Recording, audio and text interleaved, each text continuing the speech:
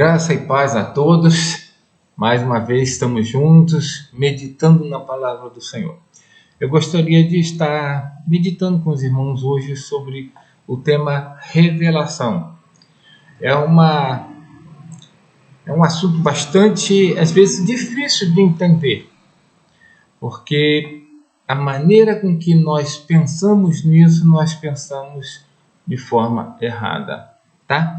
Eu gostaria de estar lendo, primariamente, 3 versículos com vocês. Primeiro se encontra em Hebreus 4:12, que diz assim: porque a palavra de Deus é viva e eficaz, e mais penetrante do que espada alguma de 2 gumes, e penetra até a divisão da alma e do espírito, e das juntas e medulas, e é apta para discernir os pensamentos e intenções do coração.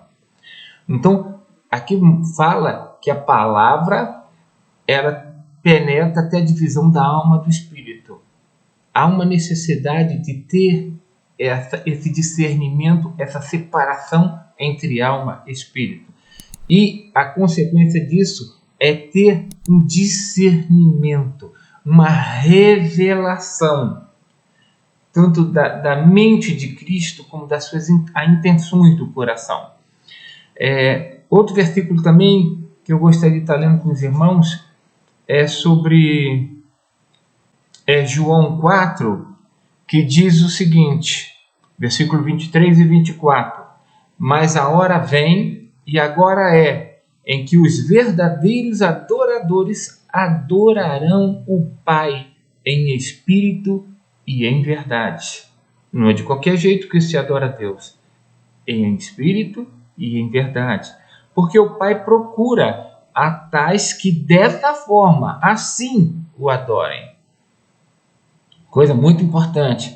Outra passagem também está em Josué 1:8, que diz o seguinte: não se aparte da sua boca o livro desta lei, antes medita nele de dia e noite, para que tenhais o cuidado de fazer conforme a tudo quanto nele está escrito, porque então farás prosperar o teu caminho e serás bem-sucedido.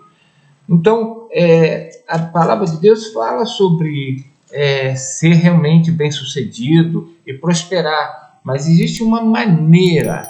Não é porque somente está escrito que nós vamos ser. Então está escrito na palavra assim, assim, assim, então eu sou cristão, então eu vou ser próspero, bem-sucedido. Não é bem assim, tá? É verdade, mas existe uma maneira pela qual isso acontece, tá? E nós sabemos que nós não vivemos o sucesso pleno, os nossos caminhos prósperos em todas as coisas, em áreas que nós podemos até nem imaginar. Por quê? Porque está escrito.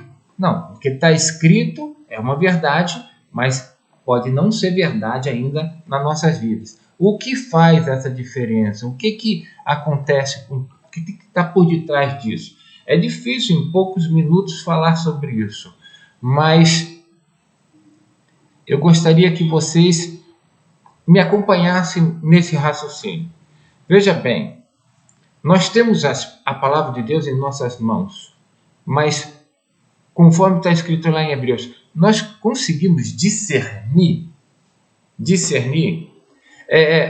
Veja bem, nós lemos outro versículo falando sobre meditar na palavra. Meditar na palavra é pensar nela. Meditação implica só em ficar lendo, entendendo. Será que isso faz a gente entender? Será que é fácil de entender a palavra? Tá? É complicado, muitas vezes é complicado. Nós precisamos de revelação. E é importante saber o que é essa revelação e como ela se processa na nossa vida, para que não percamos nosso tempo.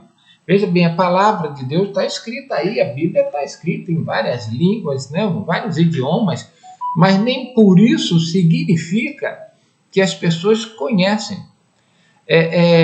Veja bem, eu acho importante, eu já falei para vocês, eu fiz meu curso de graduação, tá, em teologia, sou formado em teologia, mas o que me acrescentou foi conhecimento, não foi revelação que estudar mostra. É importante a gente sabermos quantos livros tem a Bíblia, o Velho Testamento foi escrito assim, o Novo Testamento foi escrito assim, é dividido nisso, os 4 evangelhos, as epístolas de um, de outro e tal, a história, o que cada um está falando, o contexto de cada um, que época que foi escrito, tudo, e infinitas coisas. Mas é tudo humano, é tudo um raciocínio humano, tá? Não é desprevisível, mas não é isso que vai fazer até a divisão da alma do teu espírito, como a Bíblia está dizendo ali, tá? Que ela é penetrante, mais penetrante uma espada de 2 gumes, do que penetra até a divisão da alma. Não é qualquer coisa que vai fazer essa divisão da alma e do espírito. Então, a revelação faz isso. A revelação faz isso. Quando nós temos a revelação, é uma coisa totalmente espiritual. O assunto é espiritual, mas o entendimento tem que ser também espiritual. Não adianta saber que isso é espiritual, mas eu leio de forma racional. Então eu estou usando a mente da minha alma, mas não o espírito, não a consciência do meu espírito. Por isso que a faculdade da alma relativa à faculdade do espírito, de entendimento, uma é revelação, é consciência, é uma conscientização que eu tenho. Não é que eu cheguei, tirei definições, analisei e cheguei a tal conclusão. Isso a mente faz. A mente faz, o espírito não. Lhe é revelado.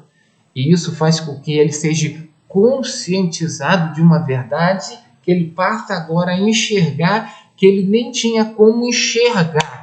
Mas agora, por causa da revelação no Espírito, aquilo fica impregnado dele. Ele crer naquilo. Aquilo acrescentou fé, sabe, na palavra de uma forma, não por entendimento. Jesus salva. Não.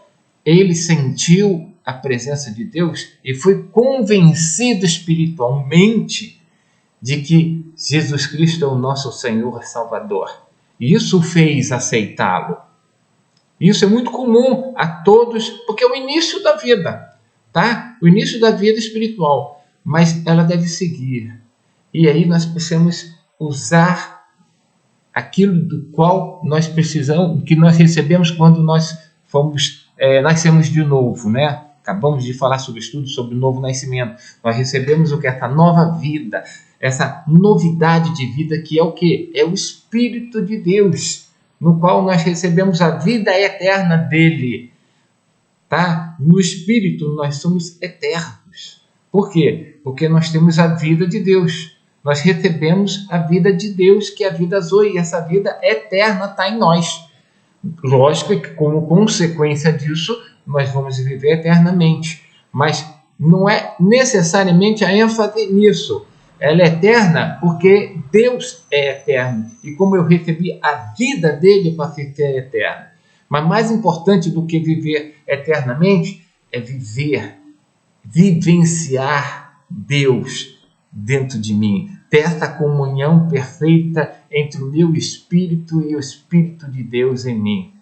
É outra faculdade do Espírito, tá? A comunhão. A consciência nós temos a revelação. A comunhão nós nos relacionamos, tanto espiritualmente com Deus, vertical, quanto horizontalmente com os irmãos. Nós temos que nos relacionar no espírito. O meu espírito tem que comungar com o espírito do meu irmão.